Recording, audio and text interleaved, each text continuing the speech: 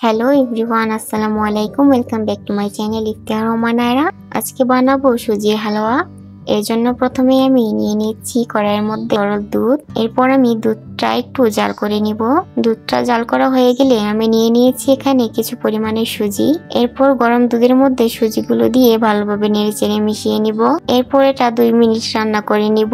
এরপর সুজিটা অনেকটাই হয়ে এসেছে। এখন আমি এর মধ্যে দিয়ে দিলাম আমার পরিমাণ মতো চিনি। এরপর চিনিগুলো সুজিগুলোর সাথে ভালোভাবে নেড়েচেড়ে মিক্স করে নিতে হবে। আমি এগুলো ভালোভাবে নেড়েচেড়ে সুজির সাথে মিক্স করে নিচ্ছি। এগুলো অনবরত নাড়তেই হবে, না হলে এগুলো নিচে লেগে যাবে। আমি খুব ভালোভাবে নেড়েচেড়ে সবগুলো সুজি চিনি একসাথে মিশিয়ে নিলাম। ভালো একটা ফ্লেভারের জন্য আমি এখানে 2টো এলাচ দিয়ে দিয়েছিলাম। এরপর এটা ভালোভাবে নেড়েচেড়ে রান্না করে নিচ্ছি। আমার সুজিটা প্রায় হয়ে এসেছে।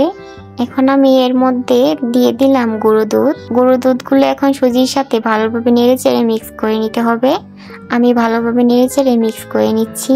গুঁড়ো দুধ দেওয়ার পরও এটা আমি 4 থেকে 5 মিনিট রান্না করে নিয়েছি। এটা অনবরত নেড়েই যেতে হবে, না হলে নিচে পুড়ে যাবে। 5 মিনিট পর আমার হালুয়াটা হয়ে গেছে। এখন আমি এটা একটা প্লেটের মধ্যে নামিয়ে নিব। আমি একটা প্লেটের মধ্যে নামিয়ে নিয়েছি। এরপর আমি উপর দিয়ে কিশমিশ দিয়ে দিচ্ছি। এটা আমি কিছুক্ষণের জন্য রেস্টে রেখে দিব। আমি এটা 2 ঘন্টার জন্য নরমাল ফ্রিজে রেখে দিয়েছিলাম। এরপর এটা আমি ছুরি দিয়ে টুকরো টুকরো করে কেটে নিচ্ছি। পছন্দ মতো শেপ দিয়ে এটা কেটে নেওয়া যাবে। আমি আমার পছন্দ মতো শেপ দিয়ে এটা কেটে নিলাম। দেখতেই পাচ্ছেন সুজির হালুয়াগুলো কত সুন্দর হয়েছে, দেখতেও কত সুন্দর লাগছে।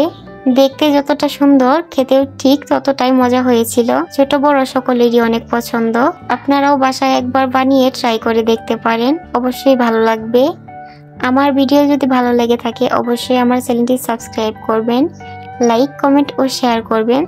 দেখা হবে আবার অন্য কোনো ভিডিও নিয়ে। আল্লাহ হাফেজ।